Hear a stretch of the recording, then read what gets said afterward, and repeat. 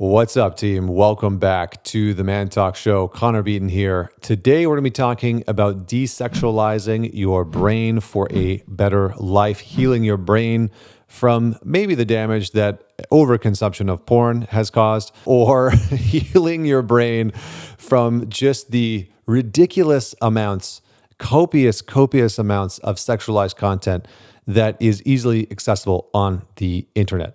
Now, I'm making this video for a number of reasons, but one of them is that I know what it's like to be a man whose internal landscape is so riddled with hyper-sexualized thoughts and desires and hopes and wishes and fantasies and everything that it's very hard to get anything done.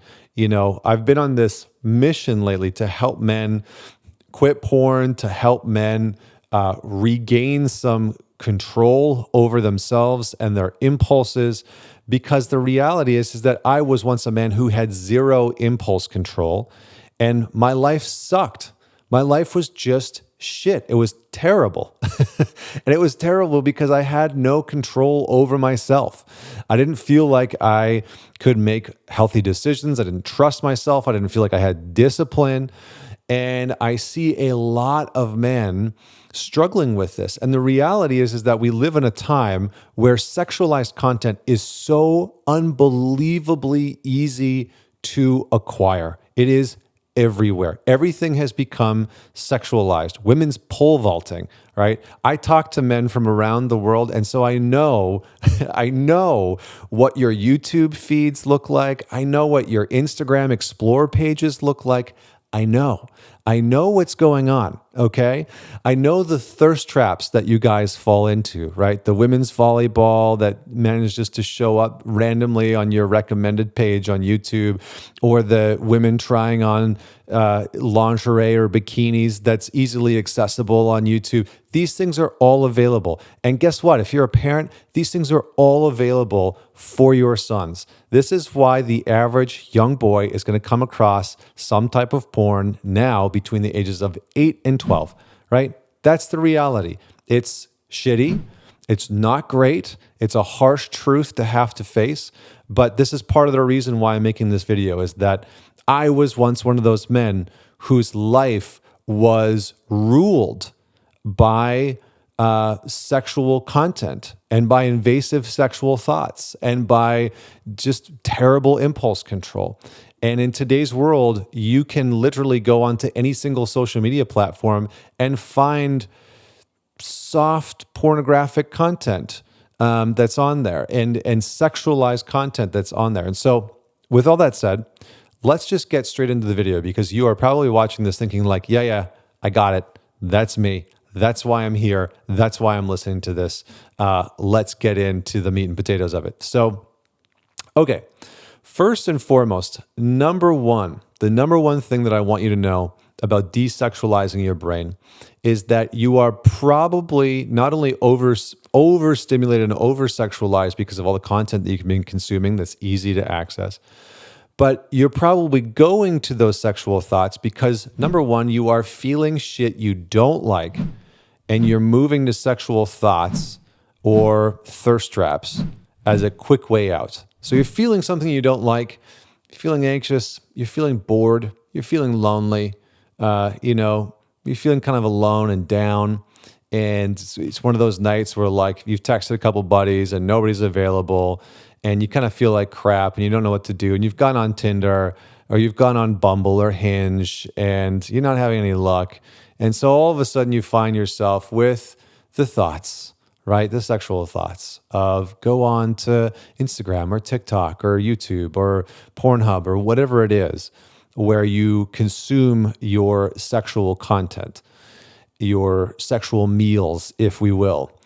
And that helps you move away from whatever it is that you're feeling, right? Even if it's at work, right? You're writing emails to your boss, your colleagues, you're stressed out, you don't want to feel that stress, boom, there's the sexual thought immediately. There it is, thinking about some sexual conquest or some porn that you watched or whatever it is. So that's number one. It's very likely that you're feeling something that you don't like. So you have to start to pay attention to what are you actually experiencing underneath the sexual thoughts. All right, that's number one. Number two is if you want to desexualize your brain, you have to get some freaking excitement into your life. The reality is that it is so much easier for you as a man to continue to watch sexual content, to continue to consume hypersexual content on social media platforms if you dislike your life. If you are unhappy with your job, if you are miserable in your relationship, if you dislike your body, if you don't like the way you treat yourself, if you just don't like who you are in general, it is so much easier to turn to that type of content because there's no excitement in your life. There's no real joy to grasp onto. And so where do you get it from? You get that dopamine hit, you get that little bit of joy, that little bit of excitement from sexual content. It feels exciting, you get a little bit of a thrill, maybe you work in something a little taboo, whether it's the porn that you watch or where you're masturbating or where you're looking at the content, right? Maybe you're sitting on the toilet, taking a dump, your girlfriend or your wife is in the other room and you're looking at things that you shouldn't be looking at, right? Or that you don't want to be looking at, not even shouldn't be looking at, but that you don't want to be looking at. So, number two, get some excitement in your life. Get a damn hobby. Get some better friends that you can go on adventures with and start focusing on building a life that you actually like. That will divert a lot of this attention that goes towards sexualized content away from it and onto something not even productive. It's not even about productive, but onto thriving, onto actually living your life. Number three, cut out the thirsty triggers, right? The thirsty triggers. So the IG explore page that you go to, the YouTube videos that you go and look up, the TikTok, the whatever it is, whatever the triggers are for you, right? If that's, scrolling on Instagram and seeing a chick in a bikini, or there's certain accounts that you follow that are questionable, and you really, if you ask yourself at the end of the day, why you are following them, right? Because they're a thirst trap and they help you feel better, and maybe they're very beautiful and attractive. Start to unfollow, start to block, start to delete all of the things that are thirst trap triggers. So you really need to change what it is that you are consuming. So if you think about this hypersexualized content that you've been consuming as like sugar, right? If we just make the analogy of trying to get into better shape, trying to lose a little bit of weight and get into better shape, step number one would be really looking at what you're consuming. And this is no different. You have to really pay attention to what are you actually consuming, because content is psychological and mental sustenance, right? The content that you consume is psychological and mental sustenance. So if you look through your TikTok, your YouTube, your Facebook, your Instagram, whatever other social media platforms you might be on, and you start to pay attention to the type of content that you're actually consuming, you'll get a very quick understanding of whether or not that content is helpful for you, whether it's generative, it's actually supporting your growth, your development, your betterment as a man, or whether it's empty calories, right? If you're sitting in front of your computer on YouTube watching women's pole vaulting or high jumping or women's volleyball because you're bored and it's a little bit exciting and gives you a bit of a sexualized thrill, that's probably not the content that is going to help you feel better in the long run. It's probably not the content that is teaching you a valuable skill set.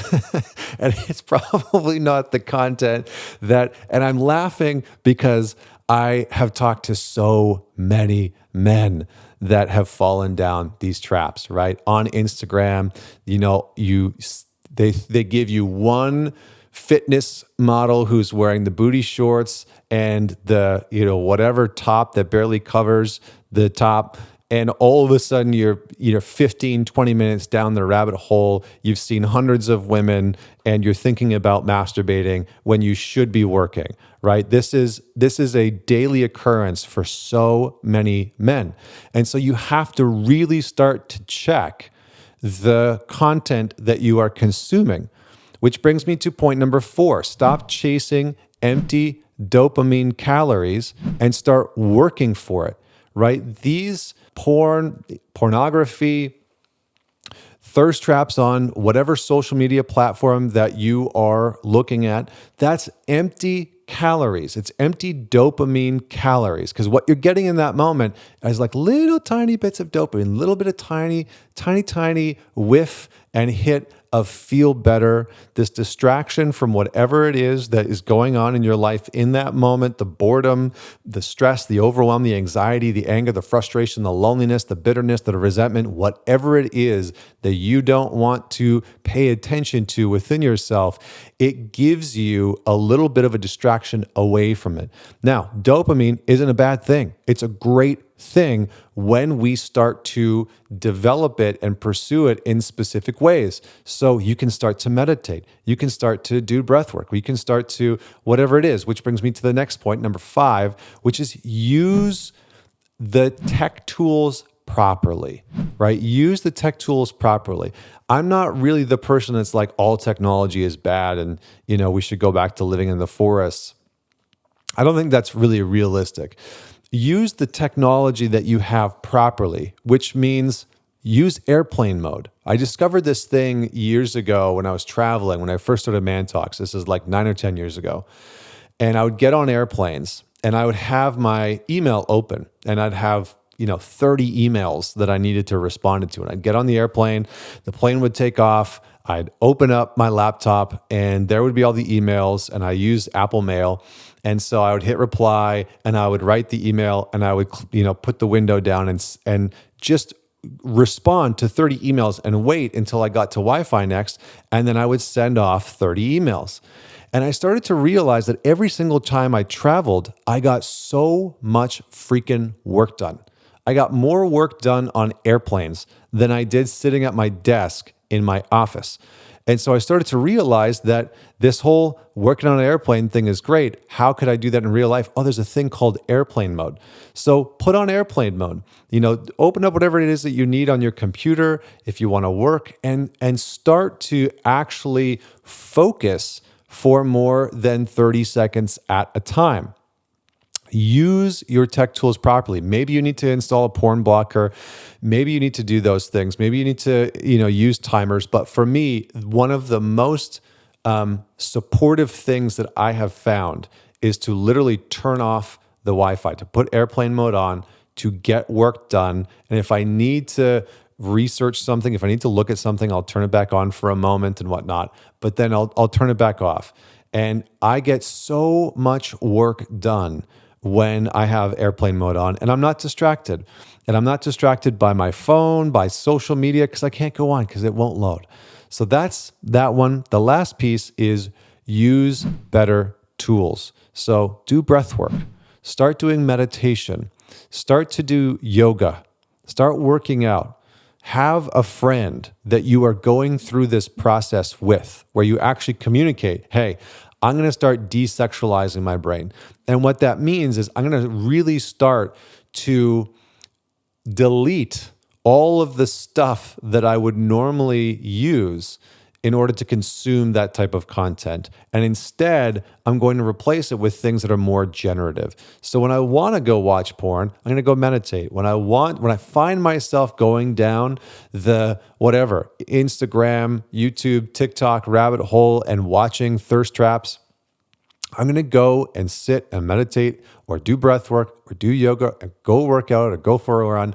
I'm going to do something. I'm going to journal. I'm going to do something to shift onto a generative habit that is going to support me versus the content that I'm used to consuming. And this is a great thing to do when you start to spiral, when you catch yourself in the act of consuming this content, have something that you have decided that you are going to do, whether it's meditate for 5 minutes, you set a timer, you sit down. I remember when I started doing this years and years and years ago, before all of this kind of self-help content for young men and men was out on the internet, this is what I used to do. Okay, I'm going to give you the secret. It's super simple and it's really fucking hard and annoying. Every time I wanted to watch porn, I would go sit my ass down on a meditation cushion and I would set a timer for 5 or 10 or 15 minutes and I would close my eyes and I would breathe. And that's it. And I would feel whatever the hell was going on inside of me, whatever I didn't want to feel, the anxiousness, the boredom, the loneliness, the anger and frustration, the resentment, the sadness, the grief, the whole thing. And slowly over time, I reconditioned myself to have focus and attention. And I conditioned myself to move away from the invasive and the intrusive, over-sexualized thoughts and content that was ruling my life. Now, this is not easy, right? If you watch any YouTube video or listen to any podcaster and they're like, I stopped watching porn in 5 days and I desexualized my brain in 7 days. They're probably lying to you, or they didn't really have that bad of an issue with it to begin with. I was off the deep end. I really had a hard time with pornography and with sexual content. It was pervasive in my life, on my computer, on my phone. It was bad. And now I don't have any problems. You could come to my house today. You could look at my Instagram. If you ever meet me in real life, you can take my phone and look at my Instagram content, because it's pretty much the only platform that I go on. You can go on my YouTube. You can look at my watch history. You can do whatever you want. And you are not going to find sexual content on any of those platforms, because I have freed myself of those things. And now that doesn't make me better than anybody. It just makes me not worse than anybody. So just so we're clear. But I had to work tirelessly. I promise you, for years, I had to work tirelessly to move out of this way of being. And the last thing that I want to say, and then I'll wrap up here because I've actually said more than I thought that I would, is this is one of the best things that I have done for myself in my life. And maybe I should have put this at the beginning, food for thought for later. But this is one of the best things that I have ever done in my life, because I was so run by my sexual impulses. The impulse to think about sex, the impulse to go and look at sexual content, whether it was just on some social media platform that seemed kind of harmless and not like watching porn, or actually watching pornography. It was bad. It was all throughout my day. And when I started to move away from this, I freed up time, I freed up energy, my mind became more clear, my thinking became more clear, my decision-making became much more clear and much more effective. I trusted myself to make better decisions. My sense of discipline started to elevate and skyrocket. And so all of these things that you probably are wanting to work on or develop within yourself, this can be a pathway if this is something that you are struggling with. And this isn't to shame you sexually, because I think for a lot of us men, the reality is that we enjoy sex. We like sex. And for many of us, that desire, that joy, that natural joy, and that natural connection to the joy of sex is hijacked by the internet, by online content, by porn websites, by OnlyFans models and whatever. And it distracts it takes away and sucks a lot of our sexual energy out. And so you end up not engaging in the type of sexual interactions that you really desire with your partners, or that are even possible, because you've given so much of your sexual energy out into whatever it is that you are watching and consuming. So that's it. Thank you so much for tuning in. If you're watching this on YouTube, comment below. Don't forget to give a like, subscribe, hit the bell notifications so you get alerts when this comes out, and subscribe wherever you're tuning into this, whether you're on Spotify or Apple or on YouTube, wherever you are. And please man it forward. Share this with somebody that you know could use this conversation. Until next week, this is Connor Beaton signing off.